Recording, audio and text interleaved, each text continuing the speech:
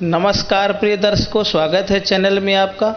ऋतं दुखम द्रावयति नाशयतीति रुद्रः, अर्थात जो सभी प्रकार के ऋत यानी दुखों का नाश करने वाले ही रुद्र हैं।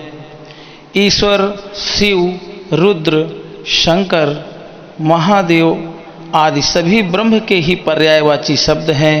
ब्रह्म का विग्रह साकार रूप शिव है। शिव की शक्ति शिवा है।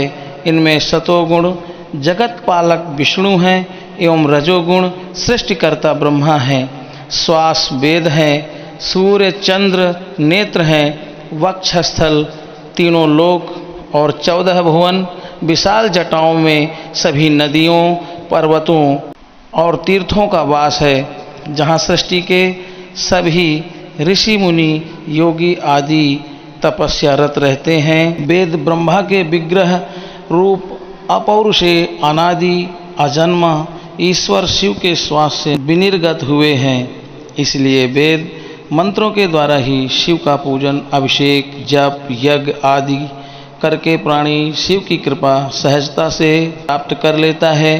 रुद्राभिषेक करना या वेद पाठी विद्वानों के द्वारा करवाने के पश्चात प्राणी को फिर किसी भी पूजा की आवश्यकता नहीं रहती, क्योंकि ब्रह्म विष्णु मयो रुद्रः, अर्थात ब्रह्मा विष्णु भी रुद्रमय ही हैं। शिव को अभिषेक प्रिय है। जलधार प्रियो शिवः। शिव पुराण के अनुसार वेदों का सार तत्व रुद्राष्टाध्यायी, जिसमें 8 अध्यायों में कुल 176 मंत्र हैं। इन्हीं मंत्रों के द्वारा त्रिगुण स्वरूप रुद्र का रुद्राभिषेक पूजन किया जाता है। शास्त्रों में कहा गया है, शिवः अभिषेक प्रियः, अर्थात शिव को अभिषेक प्रिय होते हैं। रुद्राष्टाध्यायी के प्रथम अध्याय के शिव संकल्प मस्तु आदि मंत्रों से गणेश का स्तवन किया गया है।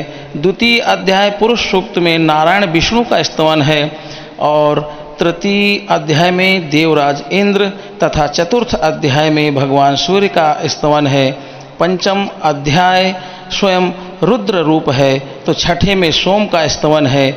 इसी प्रकार 7वें अध्याय में मरुत और 8वें अध्याय में अग्नि का स्तवन किया गया है। अन्य असंख्य देवी देवताओं के स्तवन भी इन्हीं पाठ मंत्रों में समाहित हैं। अतः रुद्र का अभिषेक करने से सभी देवों का अभिषेक करने का फल उसी क्षण मिल जाता है। रुद्राभिषेक में सृष्टि की समस्त मनोकामनाएं पूर्ण करने की शक्ति है। अतः अपनी आवश्यकता अनुसार अलग अलग पदार्थों से अभिषेक करके प्राणी अपने मनोवांछित फल प्राप्त कर सकता है। इनमें दूध से पुत्र प्राप्ति, गन्ने के रस से लक्ष्मी यश की प्राप्ति, उत्तम पति पत्नी की प्राप्ति, शहद से कर्ज से मुक्ति, कुश एवं कुश के जल से रोग की मुक्ति, कुशोदक से, पंचामृत से अष्टलक्ष्मी तथा तीर्थों के जल से मोक्ष की प्राप्ति होती है। मित्रों, शिव को यह श्रावण मास अत्यंत प्रिय है, क्योंकि इस समय भगवान विष्णु शयन में होते हैं, तो यह सृष्टि का भार भगवान शिव यानी हर इनके ऊपर रहता है। तो श्रावण मास में देवाधिदेव महादेव भोलेनाथ का यह पावन पवित्र श्रावण का महीना भगवान शिव को अत्यंत प्रिय है। सभी 12 ज्योतिर्लिंगों पर अभिषेक करने पर प्राणी जीवन मरण के बंधन से मुक्त होकर शिव में विलीन हो जाता है। पिता दक्ष प्रजापति के घर शरीर त्यागने के पश्चात माता सती ने श्रावण मास में पुनः तपस्या करके शिव को पति रूप प्राप्त कर लिया था।